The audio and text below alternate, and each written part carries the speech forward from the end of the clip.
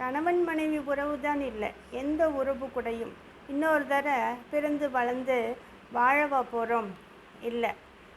சரி, அவங்களுடைய தவறு மனசை குத்தி ரணமாக்குது, மறக்கவே முடியலை அப்படிங்கிற கட்டம் வரும்போது அவர்கள் நமக்கு செஞ்ச நல்லதை நினச்சி பாருங்களேன்.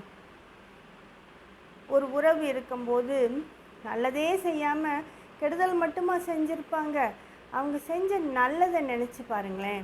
அப்போ இந்த குற்றம் மன்னிக்க கூடியதாக நமக்கு இருக்கும், மன்னிக்க கூட மனசு வரும். நம்மளும் மனுஷங்க தானே.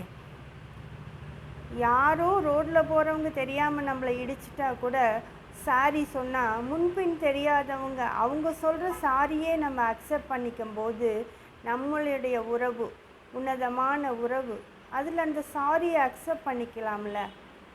சாரி அக்செப்ட் பண்ணிக்கிறது இருக்கட்டும், முதல்ல சாரி கேட்கணும்ல. சொல்லுங்கள், சாரி கேட்கணும், சாரி அக்செப்ட் பண்ணிக்கணும். மன்னிக்கின்ற குணம் ஒரு உன்னதமான குணம். அதை வாழ்க்கையில் கடைபிடிக்கணும். பிடிவாதம் தேவை தான் வாழ்க்கையில். நான் இதை சாதிக்கணும் அப்படிங்கிற பிடிவாதம் இருக்கணும். அதை விட்டு போட்டு எல்லாத்துக்கும் பிடிவாதம் பிடிச்சா அதுக்கு ஒரு அர்த்தமே இருக்காதுல்ல. பிடிவாதத்துலேயும் இருக்கணும், ஒரு நியாய தர்மம் வேண்டாமா அப்படின்னு கேட்குற மாதிரி தான். ஏன் பிடிவாதம் பிடிக்கிறோம், எதுக்கு பிடிவாதம் பிடிக்கணும் அப்படின்னு நினைக்கணும். அதை விட்டு நான் ரொம்ப பிடிவாதங்க,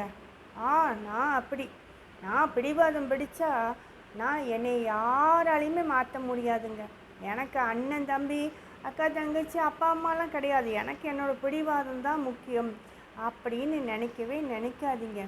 வீண் பிடிவாதம் பிடிச்சா நம்ம வாழ்க்கையில் மிஞ்சுறது என்ன தெரியுமா? கஷ்டமும் கண்ணீரும் துயரமும் துக்கமும் தான். சரியா? இருக்கிற ஒரு வாழ்க்கை, அந்த வாழ்க்கையில் எதுக்கு வீண் வீராப்பு, ஈகோ, முரட்டு பிடிவாதம், வரட்டு பிடிவாதம், அதெல்லாம் விட்டுருங்க. விட்டு கொடுத்தா வாழ்க்கை இனிமையாக இருக்கும். இருக்கிறது ஒரு வாழ்க்கை. கடவுள் நமக்கு கொடுத்த வாழ்க்கையை சந்தோஷமாக வாழலாம். அதை விட்டுட்டு பிடிவாதமும் வரட்டு கௌரவமும் ஈகோவும் தூக்கி தலையில் வச்சுக்கிட்டு இருந்தோம்னா நம்ம சந்தோஷமாகவே வாழ முடியாது. இனிமேல்னாச்சும் நம்ம வாழ்க்கையை சந்தோஷமாக வாழ பழகுங்க. இத்தனை நாள் அந்த குப்பையை தூக்கி மனசில் ஒருத்தங்க படுத்தின கஷ்டத்தை தூக்கி குப்பையை மனசுக்குள்ளாரையே சுமக்காதீங்க, தூக்கி தூரம் வீசிடுங்க. இந்த கருத்து உங்களுக்கு பிடிச்சிருந்தா இந்த வீடியோக்கு ஒரு லைக் போடுங்க. உங்கள் கருத்துக்களை எனக்கு சொல்லுங்கள். உங்களோட லைக்கும் கமெண்ட்ஸும் தான் எனக்கு ரொம்ப சந்தோஷத்தை கொடுக்குது. எனக்கு தெரிஞ்சவற்றை உங்கள் கூட ஷேர் பண்ணிக்கிற சந்தோஷத்தை கொடுக்குது. அதனால் இந்த வீடியோக்கு ஒரு லைக் போட்டுட்டு உங்கள் ஃப்ரெண்ட்ஸ் அண்ட் ஃபேமிலிக்கு ஷேர் பண்ணி இப்பயும் போல் எனக்கு சப்போர்ட் பண்ணுங்கள். முறையாக இந்த வீடியோ பார்க்குறீங்கன்னா சப்ஸ்கிரைப் பண்ணி பெல் ஐக்கான் டச் பண்ணி ஆளுங்கிற ஆப்ஷன் கொடுத்துட்டிங்கன்னா நான் போடுற வீடியோ நோட்டிஃபிகேஷனாக உங்களுக்கு வரும். எப்பயும் போல் எனக்கு சப்போர்ட் பண்ணுங்கள். நன்றி.